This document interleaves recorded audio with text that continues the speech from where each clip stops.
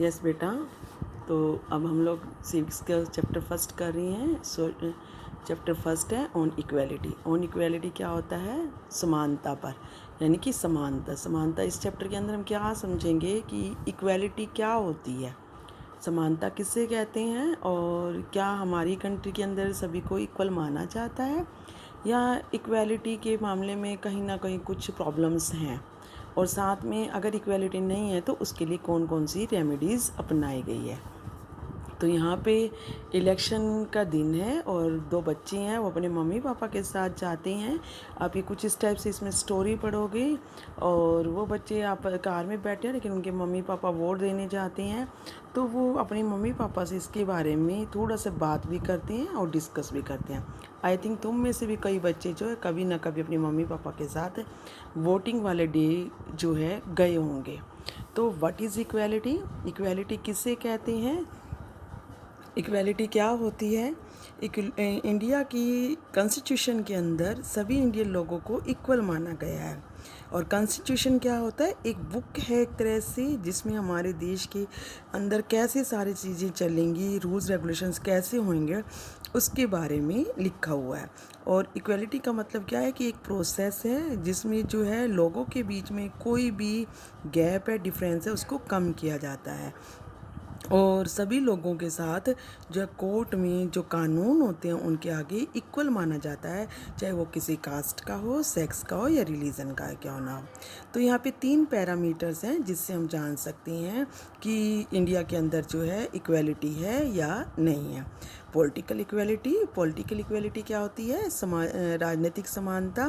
कि इंडिया के अंदर पॉलिटिकल इक्वेलिटी है, यानी हर व्यक्ति जो 18 ईयर से अबव है, वो चाहे कहीं भी इंडिया के अंदर रहता है और उसको वोट देने का राइट है। और सभी के लिए यूनिवर्सल एडल्ट फ्रेंचाइज है। यूनिवर्सल एडल्ट फ्रेंचाइज क्या होता है बेटा? 18 ईयर से ऊपर चाहे कोई भी व्यक्ति क्यों नहीं है, चाहे किसी कास्ट का है, मैन है, वूमेन है, सोसाइटी का है, हिंदू है, मुसलमान है, कोई भी क्यों नहीं है, तो सबको जो है इक्वल माना जाता है और सबके वोट की वैल्यू भी इक्वल है। फिर होता है इकोनॉमिक इक्वेलिटी। इकोनॉमिक इक्वेलिटी का मतलब क्या है? आर्थिक समानता। अगर हम देखें, इकोनॉमिक इक्वेलिटी एक सिचुएशन होती है जहाँ पे सभी लोगों को जो है, सभी नागरिकों को जो है, देश के जो भी रिसोर्सेज होती हैं, अपॉर्चुनिटीज़ होती हैं, उसमें जो है चांस मिलता है, इक्वल चांस।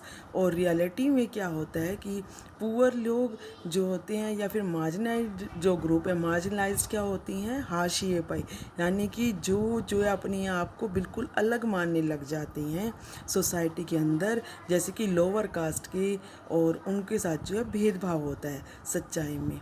और ये भेदभाव जो है कई टाइम से होता आ रहा है, और ऐसे ही करके इनइक्वालिटी जो है अलग अलग ग्रुपों के अंदर हम लोगों को दिखाई देती है इकोनॉमिक तरीके से, क्योंकि कोई व्यक्ति ज़्यादा कमाता है और कोई कम कमाता है। उसके बाद क्या है? Social equality. सोशल इक्वेलिटी क्या होती है कि समाज के अंदर सभी लोगों को इक्वल माना गया है, चाहे उनको इनकम के मामले में, वेल्थ हो, अपॉर्चुनिटी हो, एजुकेशन या हेल्थ केयर हो। लेकिन सोशल इक्वालिटी का मतलब ये है कि सबको इक्वल अपॉर्चुनिटी मिली हुई है एजुकेशन की और हेल्थ केयर की। आप सबको पता है ना, आज के टाइम में कोरोना की वजह से लोग हेल्थ केयर सेंटर जाते हैं, सभी लाइन में हम लोगों को दिखाई देते हैं। एजुकेशन के मामले में देखो, चाहे वो किसी भी धर्म का क्यों नहीं है, कास्ट का क्यों नहीं है, अगर वो डिज़र्व करता है तो उसको जो है अच्छी जगह एडमिशन भी मिल जाता है। तो लेकिन अगर हम देखें तो इंडिया के अंदर जो है कास्ट सिस्टम था। कास्ट सिस्टम क्या होता है? आज भी हम लोग देखें कि सबके साथ ये लिखा होता है, ये जनरल है, ये एससी है, ये एसटी है, लेकिन पहले ये बहुत ज़्यादा था। हियरार्चिकल ऑर्डर था, यानी कि एंशियंट टाइम में जैसे वंश के आधार पर कुछ ग्रुप ऐसे थे जिनके साथ जो है कास्ट सिस्टम के अकॉर्डिंग बहुत ज़्यादा भेदभाव होता था। ऐसा था कि जैसे कोई व्यक्ति मोची है सपोज़ करो, तो उसका बेटा मोची बनेगा, टेलर है उसका बेटा टेलर बनेगा, यानी कि इस टाइप से पूरी सोसाइटी हमारी 4 ग्रुपों में डिवाइड थी: ब्राह्मण, क्षत्रिय, वैश्य और शूद्र। ब्राह्मण आपको पता है पंडित, क्षत्रिय जो राजा महाराजा होते थे, वैश्य जो व्यापार करने वाले किसान वगैरह होते थे, शूद्र जो इन सब के आके नौकरियां करते थे, छोटे मोटे काम करते थे, उनका कूड़ा उठाना, उनके बर्तन धोना, साफ़ सफाई करना, ऐसे वाले काम। लेकिन हमारे कॉन्स्टिट्यूशन के अंदर क्या किया गया, इसकी साइड ध्यान दिया गया और इसके लिए जो कानून बनाया गया कि कोई भी किसी के साथ जो है ऐसे करके भेदभाव नहीं करेगा। और गवर्नमेंट ने जो है ये सारे सिस्टम बनाए, लेकिन फिर भी आज भी जो है हमारी कंट्री के अंदर ये सारी चीज़ें हैं और कंटिन्यू जो है ये सब कुछ हो रहा है। लेकिन हाँ, थोड़ा सा फ़र्क ये है कि इस टाइम में हमारी कंट्री के अंदर जो है कास्ट के अकॉर्डिंग जो है अर्बन एरिया के अंदर कम भेदभाव होता है। तो और इसके साथ साथ क्या है बेटा, हम लोगों के यहाँ पे one of the worst manifestations of social inequality in the practice of untouchability in fact article 17 of the constitution abolished। यानी क्या है कि हमारे देश के अंदर क्या था, अनटचेबिलिटी थी, टचेबिलिटी कोई किसी को छूता नहीं था।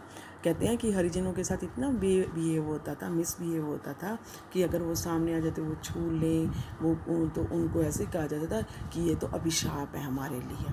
उनके लिए पानी पीने के लिए अलग से कुएं होते थे, उनके स्कूल में उनके लिए अलग से जो होता था, उनको क्लास में नहीं बैठने दिया जाता था। तो इन सब के लिए हमारे कॉन्स्टिट्यूशन के अंदर एक आर्टिकल है 17, उसके अंदर जो है इसको ख़त्म कर दिया गया है अनटचेबिलिटी को।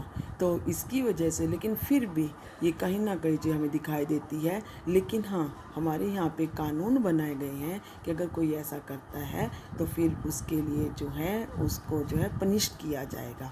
अच्छा, आपको एक एक्टिविटी बताती हूँ, आप एक बार देखना अपने आस पास ही जो न्यूज़पेपर आता है उसमें ना एक मैरिज वाला होता है, उसके अंदर आप देखना मैट्रिमोनियल सेक्शन होता है, उसमें ये लिखा होता है हिंदू लड़की के लिए हिंदू लड़का चाहिए, वर चाहिए, वधू चाहिए, उसमें कास्ट भी साथ में दी हुई होती है। तो ऐसे ही करके जो है हमारा एक और आ जाता है रिकॉग्नाइजिंग डिग्निटी। तो all form of discrimination is prohibited by the constitution.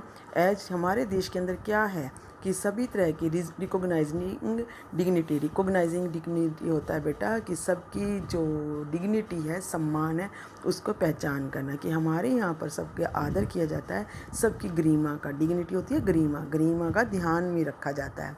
और इसी वजह से जो है हमारे यहाँ पर क्या है कि इस चीज़ को ध्यान में रखते हुए जो सारी चीज़ों को अपनाया गया है। क्लास, रिलीजन और कलर के आधार पर किसी के साथ भी कोई भी मिसबिहेव नहीं होता, सबको इक्वल माना जाता है। और अगर किसी के बीच में कोई भी कन्फ्लिक्ट्स होती हैं तो उसको जो है ध्यान में रखा जाता है। और unfortunately this discrimination exist in some pockets every today. लेकिन सब कुछ होने के बावजूद भी आज भी हमारे देश के अंदर कहीं ना कहीं ये सारी चीज़ें आज भी चल रही हैं।